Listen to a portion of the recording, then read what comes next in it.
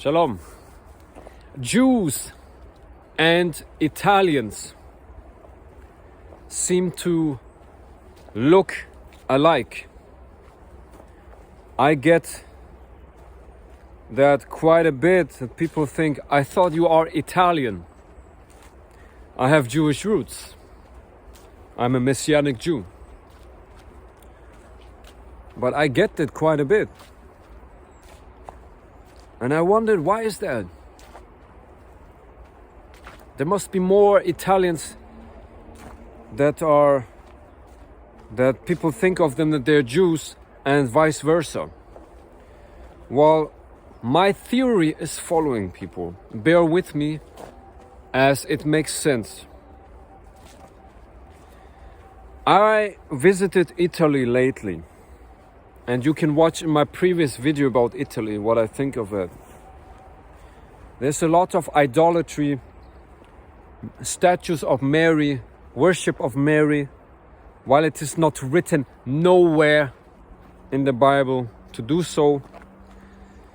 And my Bible says also that any statue, it's idolatry, and to pray to it, what it's quite common in Italy. Anyway, God sent me to a city called Torino. And I looked up that city, I researched about it, and I found the logo of Torino. And guess what it was? What it is, still up to this day. It's a golden bull. Not a red one, not a black one, a golden one. Just as in the days of Moses. You see where I'm trying to get here?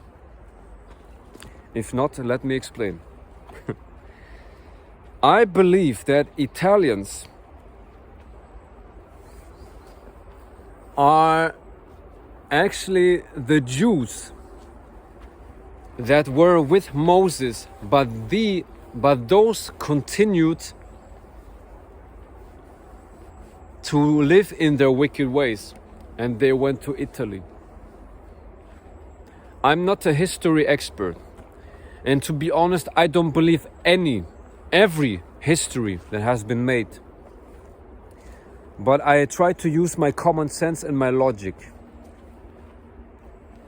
Some history I believe, and some I do not. But that makes the most sense to me, because I met Italians and they are quite wicked in their ways. The women get attracted by wicked men, by money, idolatry. If you think about it, Italy has a lot of idolatry when it comes to cars. A car should just move you from A to B. But in Italy, and also other countries of course, but think of Lamborghini. It's a car that just doesn't move you from A to B, but people actually walk up to that car and worship it, make photos of it. Or luxury bags, Prada, whatever. It's just a bag. A bag should just be some container that you carry things with. But the idolatry mindset of Italians, and don't get me wrong here, I love every human being, at least I try to. But the demons that are in them, let's put it like that, especially the Jezebel spirit, which is very prevalent in that country, made the people worship those bags and idolize them, put a big price on these items, so people value it more instead of valuing God, the Most High. You see, that is my conclusion of that idolatry. During the times of Moses, people were fornicating with each other, doing orgies, And I've seen wicked stuff in communicating with Italian people. And I came to that conclusion. And one more thing, people who doubt the story of Moses and that he talked to God. Imagine this, people are in the desert, they have nowhere to go, yeah?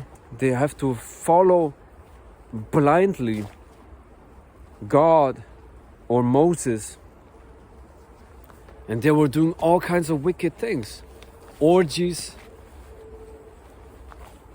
Think about it. Moses, when he came down the mountain and saw all the people doing orgies, seeing all the naked women and all these things, why didn't he join? Why didn't he? Because he knew that this was wrong. He saw the people are losing and destroying their soul while doing that. Amen? And I met people who are into that stuff and they have this lack of soul. They destroy it. They are driven by lust and wickedness.